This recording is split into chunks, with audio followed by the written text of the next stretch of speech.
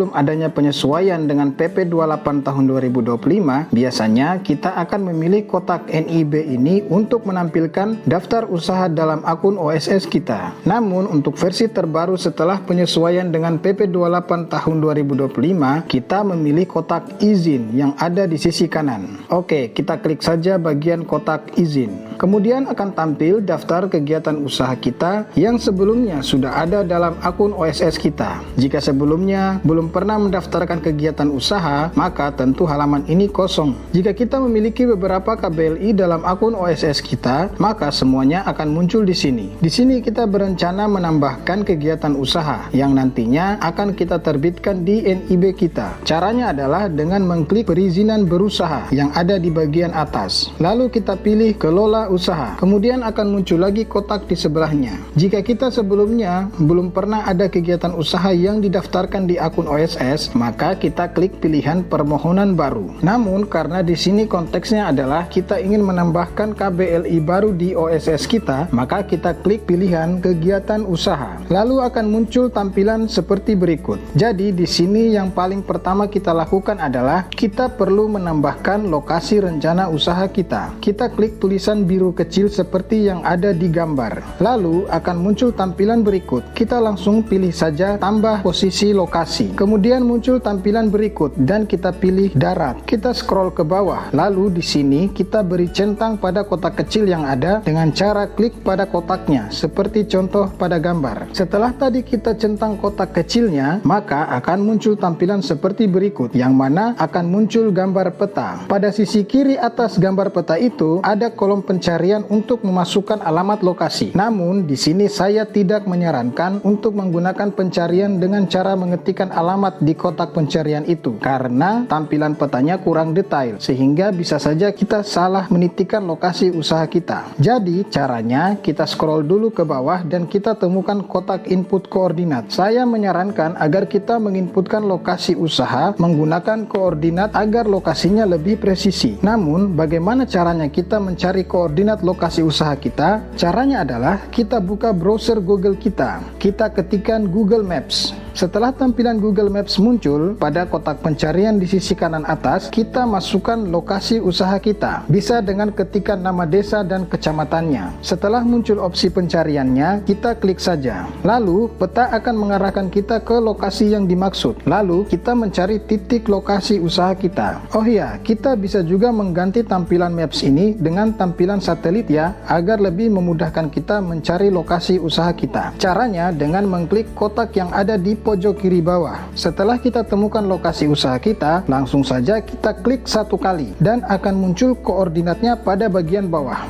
Lalu kita langsung saja copy koordinat yang muncul itu ya. Untuk memudahkan, di sini saya pastekan terlebih dahulu koordinat yang kita copy tadi ke file Word. Harap perhatikan ya, koordinat yang di awalnya -5 itu berarti koordinat latitude atau lintang. Sementara yang di awalnya 122 itu koordinat longitude atau bujur. Jadi jangan sampai ketukar ya. Kemudian dari file Word tadi kita copy lagi dan kita pastekan di kolom koordinat. Perhatikan saat kita sudah masukkan koordinat muncul tulisan merah. Itu artinya format koordinat kita belum sesuai seperti yang dibutuhkan sistem OSS. Jadi caranya adalah dengan menambahkan tanda kurung 2 kali di bagian awal. Lalu antara koordinat latitude dan longitude-nya diberi tanda koma dan terakhir ditutup lagi dengan tanda kurung 2 kali. Perhatikan pilihan format koordinat ini. Gunakan format koordinatnya yang sama seperti yang saya inputkan ya. Jika kita mengambil dari Google Maps, maka formatnya sudah sama seperti itu. Jadi di sini saya sangat menyarankan agar kita memperoleh koordinat ini dari aplikasi Google Maps saja. Jika format sudah benar, maka tulisan merah di bawahnya akan hilang. Lalu kita klik kotak di sebelahnya yang bertuliskan gunakan lokasi ini. Selanjutnya, tampilan peta akan menunjukkan ke lokasi titik koordinat yang kita masukkan tadi.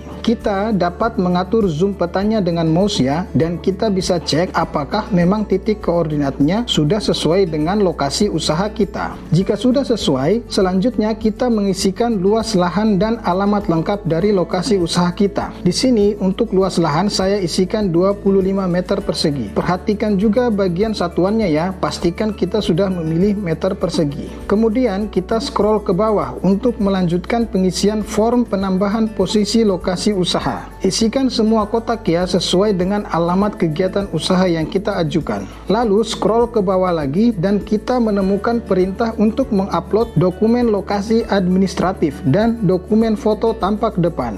Untuk dokumen lokasi administratif yang dimaksud di sini adalah peta lokasi usaha kita, dan untuk dokumen foto tampak depan adalah foto tampak depan lokasi usaha kita. Di sini kita harus mengupload dua file tersebut dalam bentuk file PDF. Jadi yang perlu kita lakukan sekarang adalah menyiapkan dulu peta lokasi usaha dan foto tampak depan dari lokasi usaha kita. Pertama-tama di sini kita akan menyiapkan peta lokasi usaha kita. Caranya adalah kita buka pencarian Google, lalu ketikkan Google Earth. Kita klik link Google Earth yang muncul untuk membuka tampilan webnya. Berikut adalah tampilan Google Earth versi web. Untuk memulai membuat peta lokasi, kita klik kotak di sisi kiri bertuliskan New, lalu pilih New Map. Akan muncul tampilan berikut. Pada kotak pencarian, kita mengetikkan alamat usaha kita. Untuk pencarian bisa kita masukkan saja nama desa dan kecamatannya. Lalu akan muncul tampilan lokasi yang kita ketikkan tadi. Di sini kita langsung saja mencari lokasi usaha kita. Setelah kita temukan lokasi usaha kita perlu memperluas tampilan gambar peta ini. Caranya, klik tanda yang dilingkari pada gambar untuk menyembunyikan panel samping. Lalu klik icon Add Place Mark yang ada di bar atas untuk memberikan tanda pada titik lokasi usaha kita. Setelah diklik, muncul kotak isian untuk mengisikan nama penanda lokasi. Di sini saya isikan saja lokasi usaha. Kemudian kita ganti warna ikonnya menjadi merah agar lebih mudah terlihat. Lalu kita klik kotak Done untuk menyelesaikan pengisian. Akan muncul lagi tampilan berikut. Kalau panel layar kanannya kembali muncul, kita tinggal sembunyikan saja ya. Lalu untuk menyembunyikan bar di atas, caranya dengan klik tanda seperti pada gambar. Otomatis bar atas akan hilang dan tampilan peta jadi lebih luas. Di sini saya tetap mempertahankan kotak di sisi kanan yang berisi koordinat lokasi usaha. Tapi jika tidak mau ditampilkan, maka tidak apa-apa juga. Untuk menghilangkannya, klik tanda X-nya. Lalu kita lakukan screenshot dari laptop kita dengan cara menekan touch print screen di keyboard kita. Lalu seleksi area gambar yang mau kita jadikan peta. Karena file peta yang diminta adalah dalam bentuk PDF, maka kita perlu membuat dulu file Word di folder penyimpanan kita. Kemudian kita buka file Word yang sudah kita buat tadi dan kita masukkan file gambar peta lokasi usaha yang tadi kita screenshot. Pada bagian atasnya kita beri nama peta lokasi usaha. Bisa juga kalau mau ditambahkan dengan nama usahanya. Kemudian di bawahnya kita tuliskan alamat lengkap dari lokasi usaha kita. Lalu kita save as ke file PDF.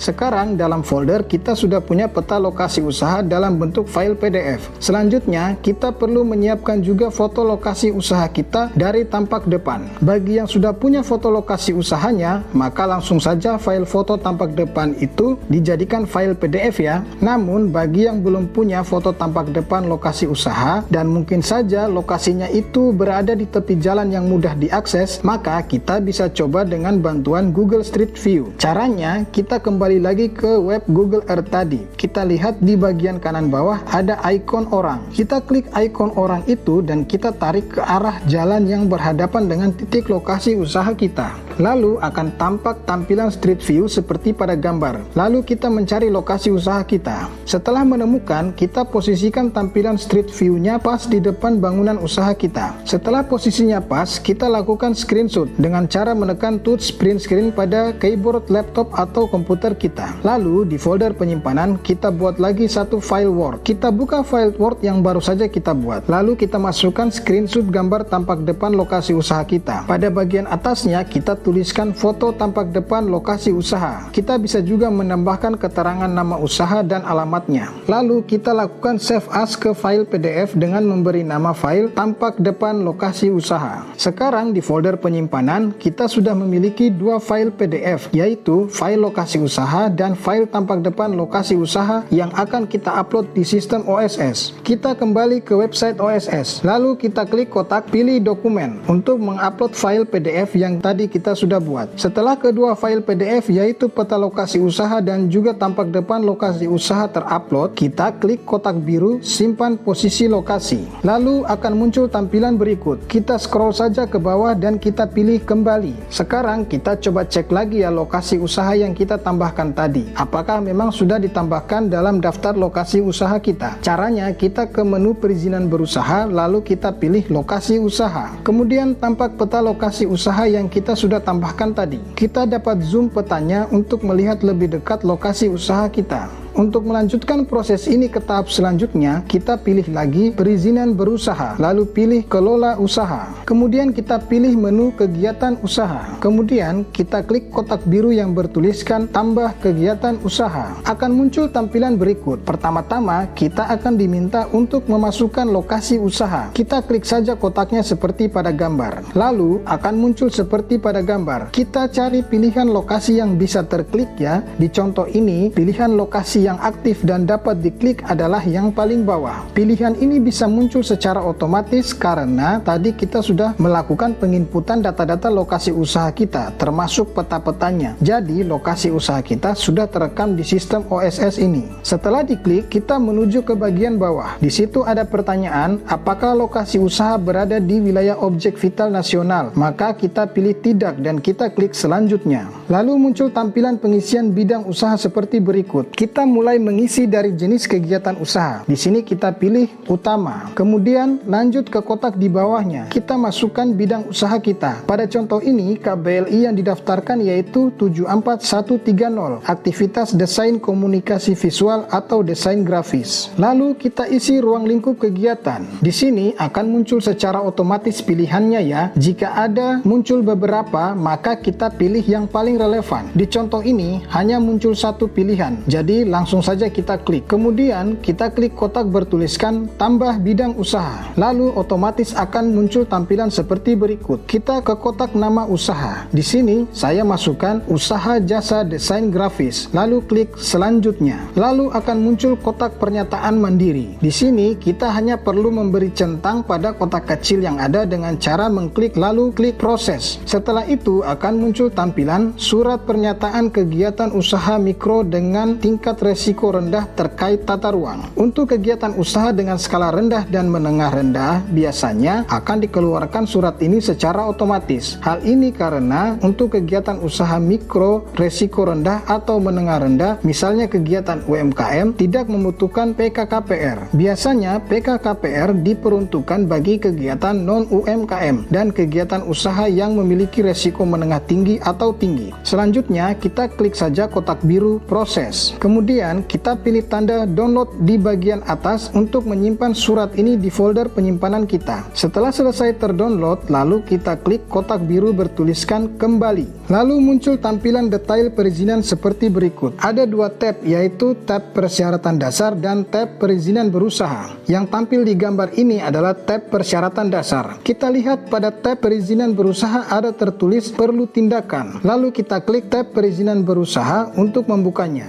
Setelah tab perizinan berusaha diklik, kita dapat lihat di kolom status ada tertulis proses perizinan berusaha dan juga tertulis draft. Artinya kita masih perlu melakukan proses perizinan berusaha dan juga NIB kita masih dalam proses draft. Lalu kita lihat di kolom aksi, terdapat kotak biru bertuliskan lanjut. Kita klik kotak biru ini ya. Lalu muncul tampilan seperti berikut. Di sini kita langsung saja menuju ke kotak di bawah yang ada pertanyaan, apakah kegiatan ini sudah berjalan? Di sini kita isi saja belum berjalan. Saran saya, jika kegiatan kita hanyalah UMKM, maka sebaiknya ini diisi saja dengan belum berjalan. Walaupun di realitanya mungkin sudah ada kegiatan, karena nantinya juga kita wajib mengupload surat pernyataan yang berisi pernyataan mandiri bahwa kegiatan masih dalam tahap perencanaan. Lalu kita scroll ke bawah dan kita mengisikan jangka waktu perkiraan mulai operasionalnya usaha kita. Di sini saya menginputkan rencana awal mulai usaha di bulan Desember 2025. Scroll ke bawah lagi dan kita mengisikan data investasi. Pada contoh ini saya menginputkan biaya bangunan atau gedung saya asumsikan adalah 5 juta dan biaya peralatan dalam negeri adalah 10 juta. Sehingga modal tetap yang muncul di kotak di bawahnya adalah 15 juta. Untuk pengisian ini silahkan diisikan saja sesuai kebutuhan biaya dari kegiatan usahanya masing-masing.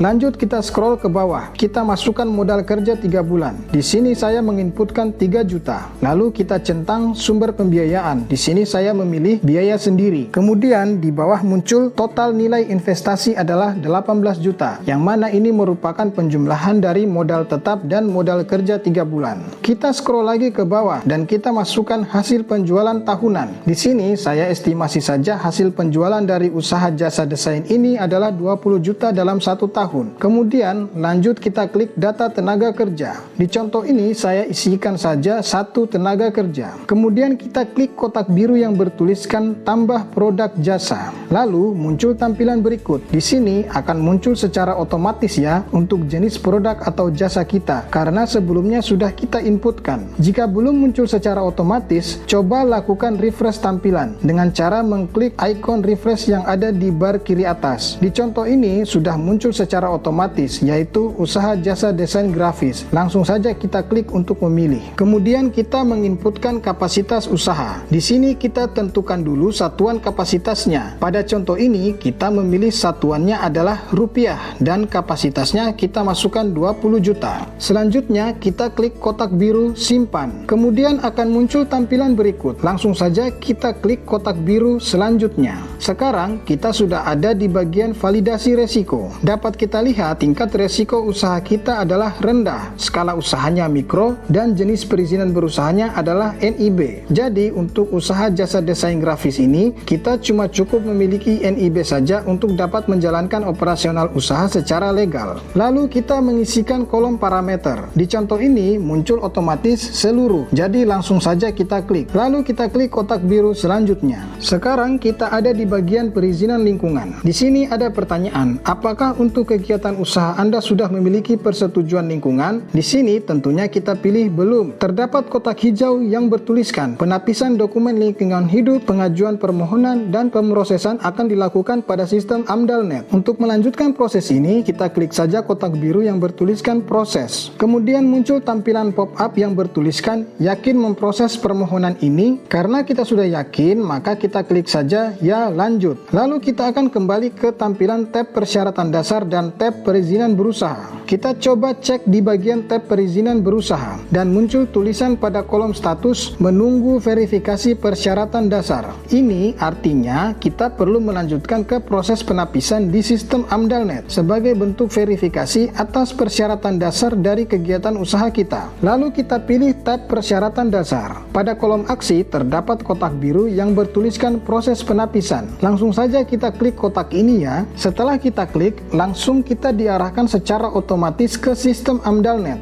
Tampilan di layar monitor kita pun berubah ke website AMDAL.net. Kemudian kita scroll saja ke bawah. Di sini kita lihat daftar kegiatan yang sudah pernah kita proses SPPL-nya di sistem AMDAL.net, yaitu ada 2 kegiatan usaha. Lalu kita scroll lagi ke yang paling bawah untuk mencari kegiatan usaha yang akan dilakukan penapisan. Di sini perlu perhatikan ya, ada 2 tab, yaitu tab resiko R dan MR yang diperuntukkan untuk usaha rendah dan menengah rendah, dan tab resiko T dan MT yang diperuntukkan bagi kegiatan tinggi dan menengah tinggi. Karena kegiatan kita skala rendah, maka kita pilih yang tab resiko R dan MR. Di sini muncul ada 2 kegiatan yang belum saya proses penapisannya. Untuk yang akan kita proses penapisannya saat ini adalah kegiatan usaha dengan KBLI 74130, yaitu aktivitas desain komunikasi visual atau desain grafis. Lalu kita klik saja kotak hijau di sisi kanan yang bertuliskan proses penapisan.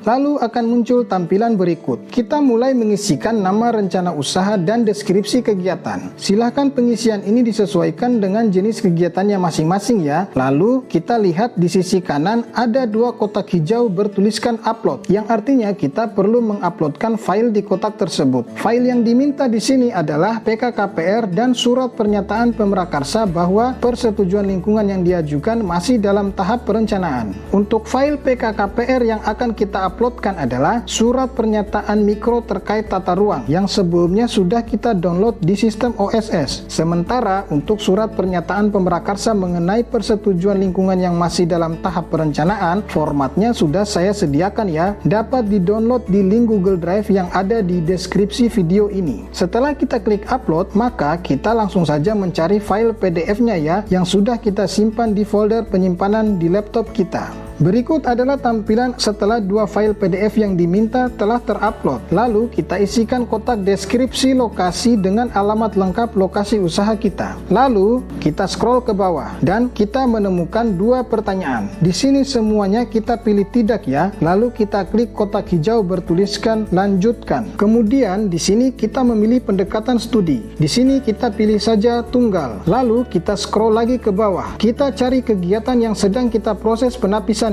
Oh ya, perlu diingat ya, apabila di daftar kita ini terdapat beberapa KBLI yang mana semua KBLI itu akan kita proses penapisannya, maka kita tidak boleh memilih atau mencentang semuanya sekaligus ya. Jadi prosesnya harus satu persatu, karena satu penapisan itu hanya berlaku untuk satu KBLI saja. Contohnya, di sini kita ada dua KBLI yang ada dalam daftar proses penapisan. Yang saya pilih untuk dijalankan penapisannya di sesi ini hanya untuk KBLI 74130. Untuk itu, kita klik kotak kecil di sisi kiri untuk memberi centang pada KBLI yang akan kita proses. Lalu, pada kotak yang ada di sisi kanannya, ada pilihan kegiatan utama atau kegiatan pendukung. Di sini kita memilih saja kegiatan utama. Lalu, muncul kotak yang secara default sudah tertulis non-KBLI. Ini tidak masalah ya, karena untuk kegiatan yang sifatnya umum seperti di bidang-bidang jasa, perdagangan, dan kegiatan skala UMKM lainnya biasanya akan dikategorikan sebagai non-KBLI dan masuk dalam kriteria multisektor. Untuk itu, di kotak sebelah non-KBLI kita memilih multisektor. Namun bagi kegiatan lain yang nomor KBLI-nya muncul di sini, silahkan dilanjutkan saja. Namun bagi kegiatan lain yang nomor KBLI-nya muncul di sini, silahkan dilanjutkan saja pilihan sektornya disesuaikan dengan jenis KBLI-nya ya. Selanjutnya di kotak sebelahnya juga kita memilih multisektor. Kemudian di bagian kotak nama kegiatan itu sudah otomatis terisi ya dengan nama kegiatan kita. Jadi kita lanjut saja ya dengan mengklik kotak hijau input. Lalu muncul tampilan berikut. Pada bagian ini kita akan menginput parameter dan besaran dari kegiatan usaha kita. Kita scroll ke bawah dan kita pilih parameter luas bangunan terbangun dengan cara klik pada kotak kecil untuk memberikan tanda centang. Kemudian kita isikan besarannya dengan 25 meter persegi. Perhatikan di kolom hasil akan secara otomatis terisi SPPL. Pada bagian ini cukup satu saja parameter yang kita centang ya, parameter yang lain diabaikan saja. Kita scroll lagi ke bawah dan kita klik kotak hijau tutup. Lalu akan muncul tampilan berikut. Di sini kita pilih tidak memiliki kegiatan pendukung dan kita klik kotak hijau lanjutkan. Kemudian kita sampai ke kotak penentuan kewenangan. Di sini saya sarankan untuk ikuti saja sebagaimana yang secara otomatis sudah tertulis ya. Di sini tertulis adalah kewenangan kabupaten. Lalu kita langsung saja klik kotak hijau lanjutkan. Lalu untuk kotak persetujuan awal ini kita abaikan saja ya. Langsung saja kita klik kotak hijau lanjutkan. Lalu akan muncul tampilan informasi rencana usaha atau kegiatan seperti berikut. Kita scroll ke bawah dan kita bisa lihat hasil penapisan rencana kegiatan adalah SPPL, tingkat resiko rendah dan kewenangan kabupaten. Kita scroll lagi ke bawah, lalu kita klik kotak kecil untuk memberi centang. Kemudian kita klik kotak hijau simpan. Lalu muncul tampilan pop-up perhatian. Di sini kita langsung saja klik simpan. Setelah itu akan muncul tampilan berikut. Untuk mendownload hasil penapisan, maka kita klik pada tulisan penapisan otomatis selesai seperti pada gambar. Setelah diklik, maka langsung muncul kotak kuning bertuliskan penapisan dan di bawahnya ada kotak dengan tulisan lihat detail penapisan. Kita klik saja. Lalu muncul tampilan berikut. Kita scroll ke bawah dan kita lihat lagi hasil penapisan rencana kegiatan. Di sini langsung saja kita klik cetak PDF.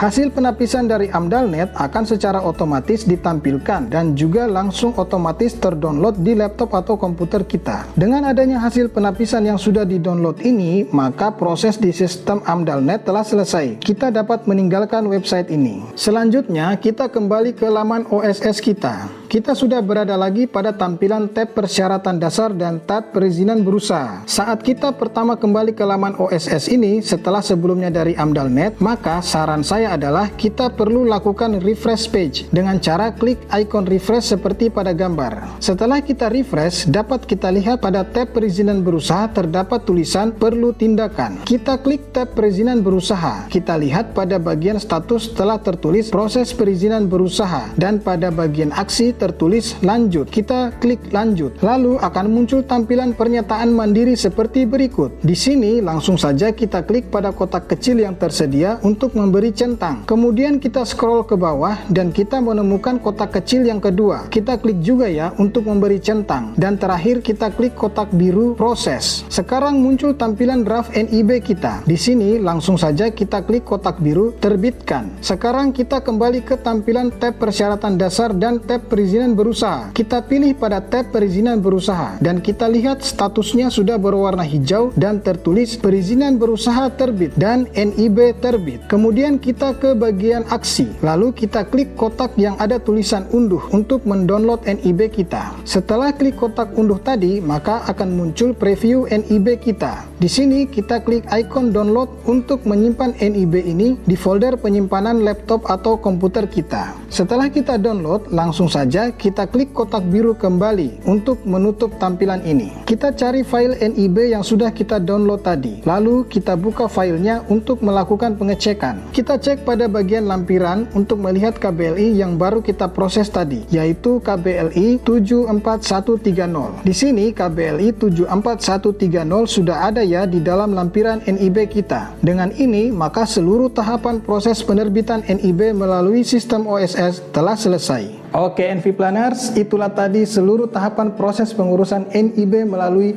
OSS yang terbaru pasca penyesuaian aturan PP 28 tahun 2025. Semoga video ini dapat membantu para pelaku UMKM yang saat ini sedang mengurus NIB-nya melalui sistem OSS.